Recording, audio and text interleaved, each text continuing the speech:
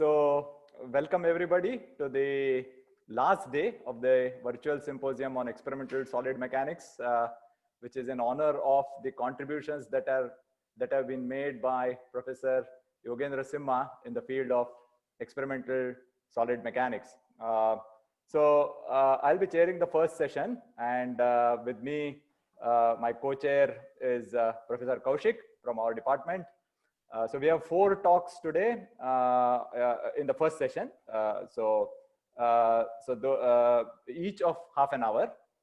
So we will be so just like yesterday. So yesterday we started out with a student of Professor Simha, which was Professor Gotkindi. So today also we will be starting. So very appropriately, we will be starting with a student of Professor Simha, his recent PhD graduate, and who is now an assistant professor. So that is Dr. KVNS Surendra.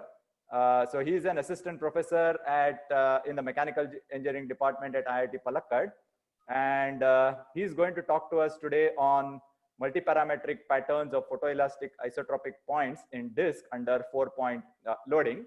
So Dr. Surendra, you have half an hour, total of half an hour. So please, you can restrict your talk to 25 minutes and then 5 minutes we can leave for questions. Is that fine? Thank you, Professor Jog. Yeah, you fine. Can start. Yeah, you can start. Thank you, sirs. Thank you, Professor Simha, and thank you all the panelists and IASC faculty. Today, my talk is all about the circular disk, and which is experimented using photoelasticity, and which is also analyzed using theoretical and analytical techniques. And in that, some parameters were identified, and I will be applying this whole work to a friction quantification work. And this is in the honor of Professor Simha, and whose initials are expanded. I hope Professor Simha's blessings are with me in doing so. So briefly, I'll do the brief literature. Then previous work during my PhD under the guidance of Professor Simha, I'll explain basically the disk under 4-point symmetric loading, symmetric about both the axes. Then later I will generalize. Surendra, can you just speak up a little? Actually, we are not able to hear you clearly. So yeah, just speak up a little bit. Yeah, or hold the mic closer to your mouth. Yeah. Thanks. Okay, volume should be higher, right? Yeah, slightly. Yeah, slightly. Yeah, you can continue.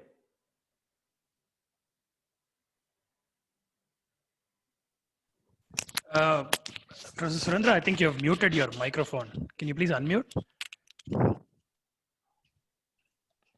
Okay. Am I audible now? Yeah. Okay, fine. All my previous talk was also not recorded. I mean, not audible. It was fine.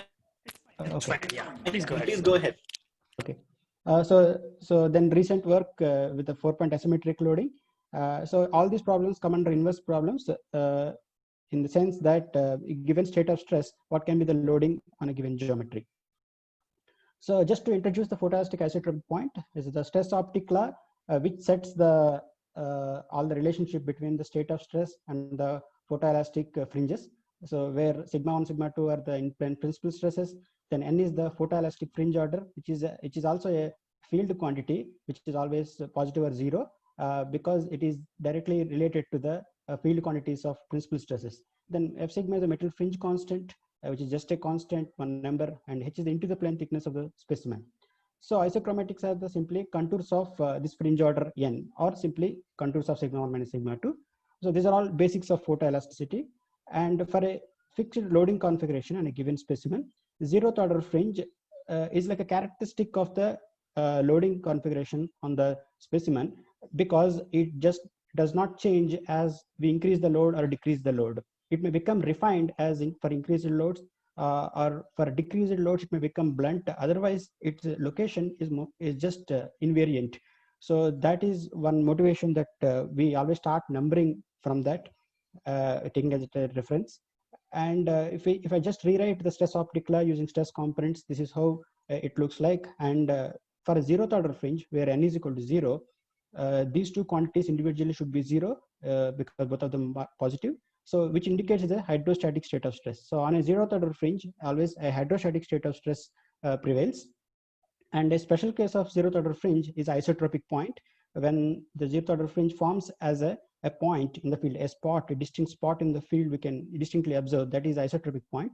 A formal definition of isotropic point is all isoclinics pass through an IP. So an isoclinic is a contour of principal direction. So we will not be seeing any isoclinics, only isochromatics we will see. And briefly the literature, if we have to recollect, the work by Daly and Chen. So they took a very large sheet, a photoelastic sheet, and they applied multi-point loading. Initially, they just compressed normally. Then they see on one type of fringes. Then they try to slide it while they are pressing. Then, which means they are also applying tangential load. In that case, they observed a tilt of isochromatic patterns. So then they related, there may be a relationship between the tilt and the applied tangential load. And that is like one of the works in the connecting the photoelasticity with the contact loading. Later, Yumura and others, Fedorshenko and others, Faust and others, and the many others, are significantly few others, utilized the photoelastic technique and isochromatics to quantify the contact stresses and the contact parameters. And in this work, I will be mainly talking about the circular disk, which is loaded 4-point loading and on the boundary in an asymmetric manner. So my aim is to find the coefficients of static friction, because there may not be any tendency for relative motion here, at least in a gross sense. However, so therefore the friction will be static friction within the limiting friction. So I want to find out that coefficients of static friction at these 4 independent contacts. And because it is asymmetry, there is no symmetry at all. They become independent contacts. If it is horizontal, it becomes symmetric about both X and Y. All contacts are equivalent. So my objective, I'll start with the simplest case of bisymmetry, symmetry about both the axes. Then I'll try to generalize later in the later part to the asymmetry case. So these problems I'm trying to solve here come under 2D problems, and the material is assumed to be linear elastic, isotropic, and homogeneous. And all of them are, all the experiments and analysis is conducted and room temperature, isothermal conditions.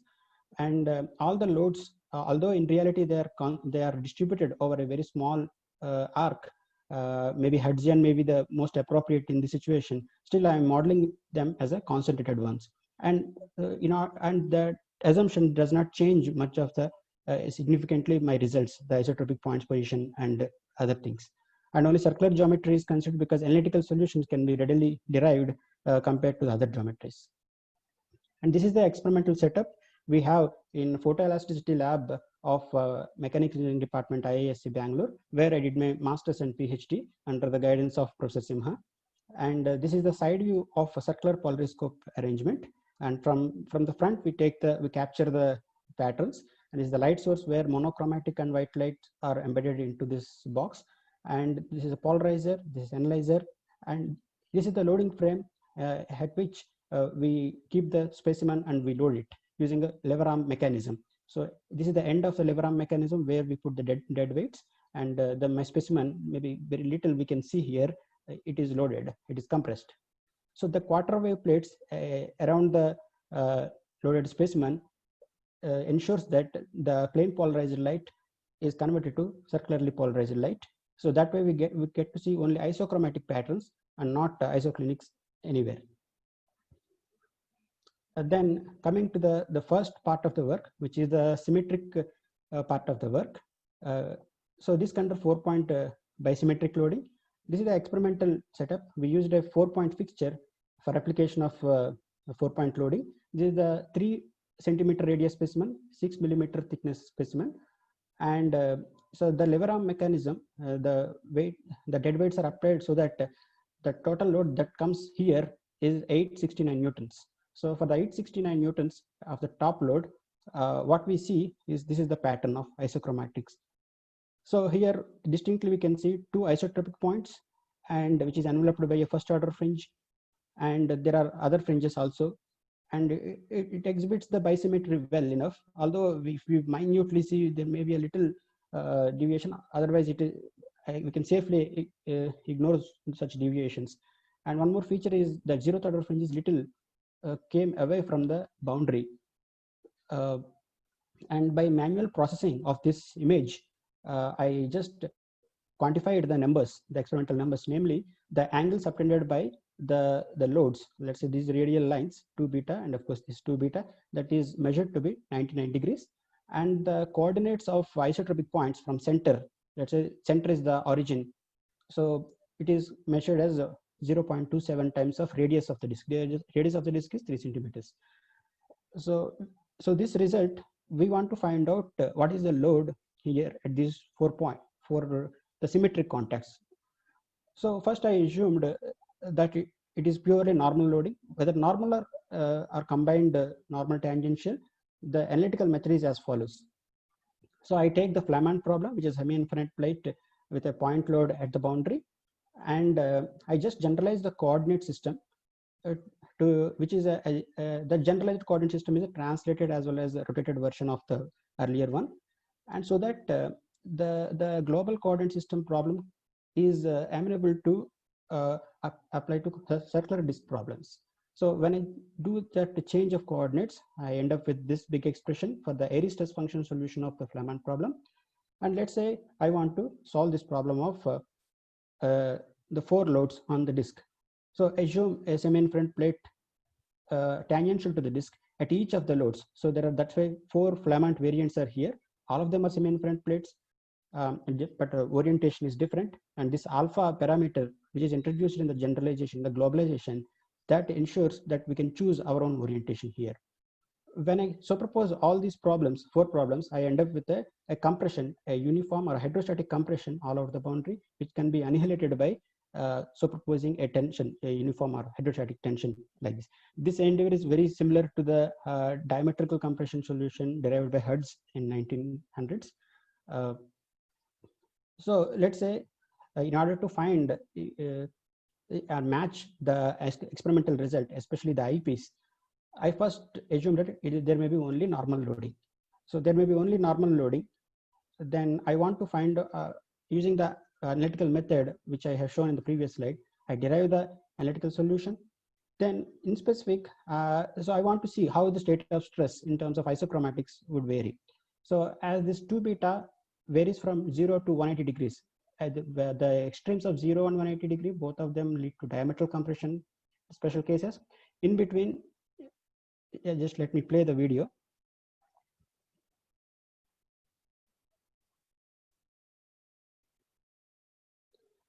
So we can see the isotropic points moving from the topmost point, the symmetric pair of isotropic points. Sorry. So exactly at a 2 beta 90, it becomes a 8-fold symmetry. I mean, there are total 4 planes of symmetry, and it is only one isotropic point at the center. Just beyond that, they start traversing along the x-axis. In any case, the 2 regimes, I mean, 2 beta being the 90-degree mirror, the either side, they are the equivalent. There is no difference. And the character, I want to find out or capture the exact expression or the equation for isotropic point coordinates. So for that, I go back to this, the definition of zeroth order fringe, the hydrostatic state of stress.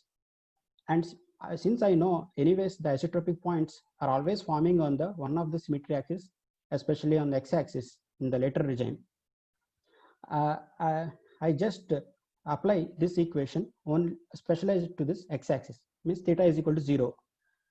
And when I try this, the other part of the zeroth order fringe definition, that is gives an identity on the symmetry line, because we know that shear is 0 on symmetry line. So this equation leads to this one when I substitute in the analytical solution specialized to the theta is equal to 0 line, which is a biquadratic equation. In fact, it is a symmetric polynomial as well. A symmetric polynomial means if x is a root, 1 by x is also a root. And out of 4 roots, I presented here 2 of the roots. The remaining 2 roots are the reciprocal of this. And so these roots are useful for us, which are less than 1 here. Less than 1 means they correspond to the 2 isotropic points which are forming inside the disk.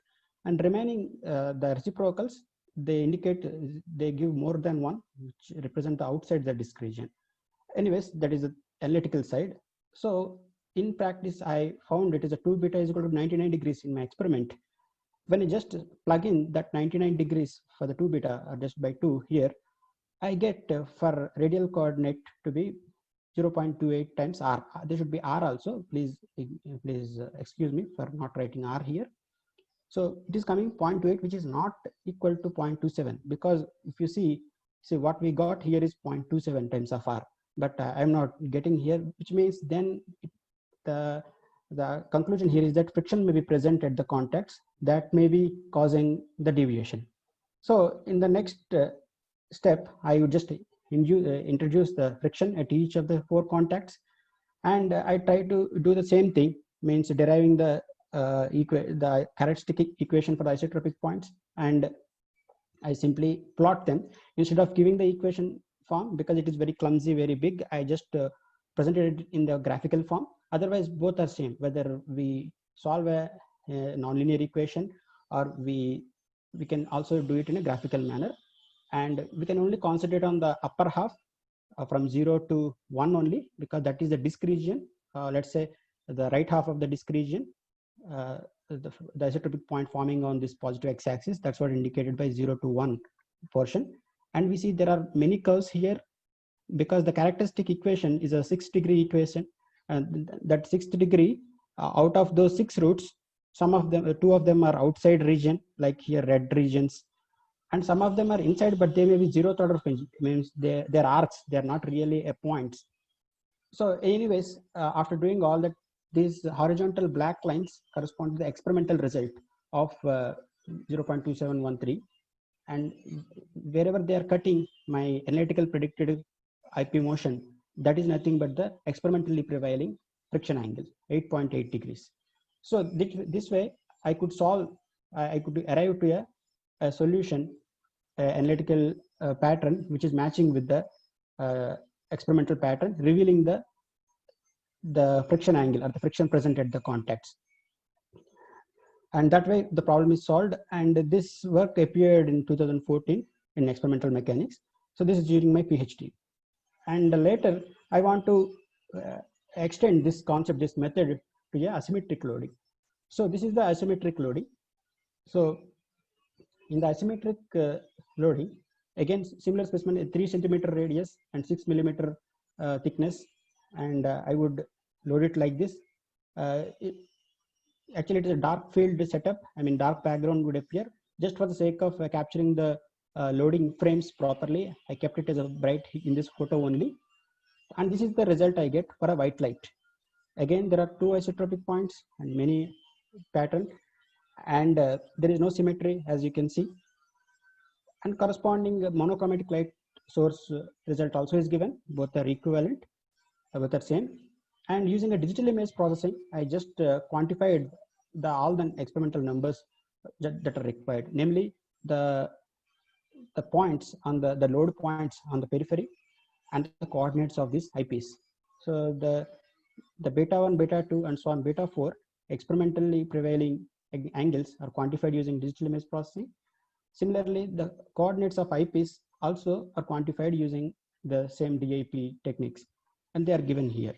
So 0.433 times of radius, which is 3 centimeters, then 115.3, that is this one, the IP1, this is the IP2, which is in the negative in the 4th quadrant, minus 85.6, very close to the negative y-axis. Anyways, now I want to just reconstruct that pattern with a theoretical prediction, very similar to the symmetric case, but this time it is asymmetry. How do I go? So in order to reconstruct theoretically, I need to know all the load values, P1, Q1, and so on, P4, Q4. However, I don't know for now those things. The total 8 unknowns are here, 8 the load components. But what are the equations available? By doing rigid body analysis of the disk alone, by equations of statics gives 3 equations: equilibrium in translatory x and y axis, and moment equilibrium. And one more equation comes from the vertical load transfer through the top loading arc. That means, so here through this the actual load is coming as 790 newtons in the experiment, and that is balanced by these contacts. So that one would give one more equation. So 4 equations here, then 4 more equations are required. That is that is given by the IP's information. So each IP has two coordinates, two independent coordinates. It's not like there is any symmetry. They are not forming on any symmetry line. Therefore, two coordinates are independent. And so each IP can give two equations. That way, four more additional equations would come. So how the four more additional, little more details. Let's say this is the stress solution, stress tensor solution I get after superposing the required Flamand variants and annihilating the boundary stresses, etc. Then I just take out in the final solution these two. I set up these things just to capture the IP. IP is not on any symmetry axis now. It's general quadrants. It is they are lying. And so each of them, for each IP, when I just substitute their coordinates from the experimental values, experimental obtained values, I get these two pairs of equations, so total four equations. So these four equations from the IP information and these four equations from the statics, total 8 equations in 8 unknowns. Fortunately, all of them come out to be linear in unknowns. So there are a set of linear equations in unknowns. So when we solve, we can directly invert them to get the numbers. So when we invert, so we see these numbers here. So the topmost load through the pin is 790 newtons, corresponding to these are the numbers here. If you see, the tangential components are very small compared to the normal loads, almost 1/20th or 1/15th of the normal loads, which indicates very small friction. In fact, their friction angles are also quantified here. And one more observation, for Q1 and Q3, there is a negative sign, which means at this point and this point, we assumed all of them are causing a counterclockwise moment at the center, means Q1, Q2, Q3, Q4. But so therefore, these negative numbers indicates at these points, they are acting in a clockwise instead. So here it is acting like this, and here it is acting like that. And so that matches with our prediction, with our intuition. And when using these numbers, if I try to reconstruct my isochromatic patterns using the analytical solution, then it comes out to be like this, which is very closely matching with the analytical one. And so very small friction is observed, being owing to the very smooth surfaces of the specimen with the loading frame. So this is so that is the experimental part. The method is explained. It is only little bit linear. Instead of one linear equation, 4 or 8 linear equations comes. Now I want to explore the theoretical side of it. I mean, there is no experiment done for this later part. However, if I want, just say, if I keep changing, like a try and error, I keep beta 1 and beta 2 something, and I want to see how the isochromatics change. So towards that analytical prediction, without any support of experiment, so pure normal loads, symmetric about only x-axis is considered. Dr. Surendra, sorry to interrupt. You have 5 more minutes. Yes, sir. I will complete in 5 minutes. Yes. Thank you. So if you see, just for beta 1 is equal to 45, when beta 2 changes, you can see this, the isotropic point merge, and then they are going away from the symmetry axis, and they are going and hitting the load points here. So this is one characteristic of an asymmetry load. This is not asymmetry completely, one asymmetry about y-axis, but symmetry about x-axis is still there. Let's say for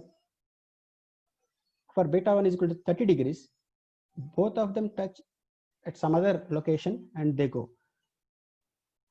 So almost same behavior, but where they meet, they're different, and what is the curves they follow is also different. For 60 degrees, so it is doing something else. So, okay, then I just want to capture those in terms of graphically also. As beta 2 varies, how my locations of IPs change, the two IPs. I just have presented in a graphical form like this. Whenever they are traversing on the x-axis, this graph shows their positions. But after they coalesce and they are going away from the symmetry axis, then this is the graph, it shows the paths. This is not a graph like this. This is just domain of a circle on which the paths of the isotropic points, once they coalesce and they break up, how do they follow? These are the paths for different beta 1s. That is what is given. Okay.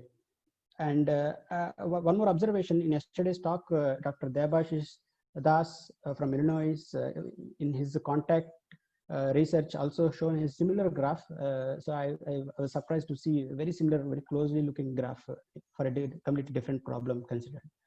Okay, for the tangential loading, so this is the for purely tangential loading, symmetric about x-axis, but not symmetric about y-axis.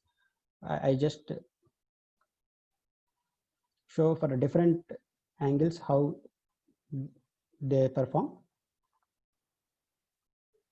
And for 60 degrees, this is how it behaves. So one observation in these videos is that there is always an isotropic point at the center. If you see the characteristic equation here, it captures that fact. There is always for whatever, maybe beta 1, beta 2, there is isotropic point at the center. Apart from that, what we have is a quintic, a fifth degree polynomial, for which roots are not available with available analytical techniques. So therefore, we can go numerically at the most to capture them. Okay, and there are many other problems. We can come up with various variants of these problems and to capture the isotropic points patterns, and it is leading to a problem involving a polynomial like this, and where we have to end our analytical approach and start picking up a numerical approach. So that's when I just stopped further. Otherwise, this is interesting mainly for the patterns that they are showing, and also we can apply to an engineering problem. So in conclusion, the Flamand problem with the global coordinate system can be used to solve any number of point loads, and the static friction coefficient can be found using this method by formulating an inverse problem. And the inverse problem at the most lead to the linear equations the way we are formulating it. And the friction in this case are very small come out to be. Otherwise, even very rough disks also we can make and we can experiment. And the patterns of IPS formation, various combinations of parameters can be formulated and captured through characteristics equation in the form of polynomial equation. Even for them also we can conduct a photoelastic experiment. So I acknowledge, I would like to thank Professor Simha for guiding me for the initial part of this work. And all the experiments are done at the IISc at the photoelasticity lab under his guidance. Then Mr. Babu, a lab technician, was always there for fabricating the specimens and pictures and helping all the way.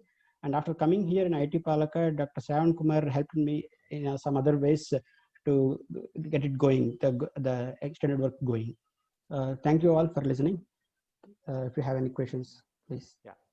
Thank you, Professor Surendra. Yeah, we have time for just one quick question. So from the audience, or yeah, can anybody from the audience, if they have questions, Professor Simha or anybody else who has a question, they can ask. Hi, Professor Jog, this is Ram. Can I ask a question? Yeah, sure. Go ahead. Hi, Surendra. Could you just, I was wondering in what engineering context this kind of a loading scenario comes up, where you have a 4-point load on a cylindrical, on a disk.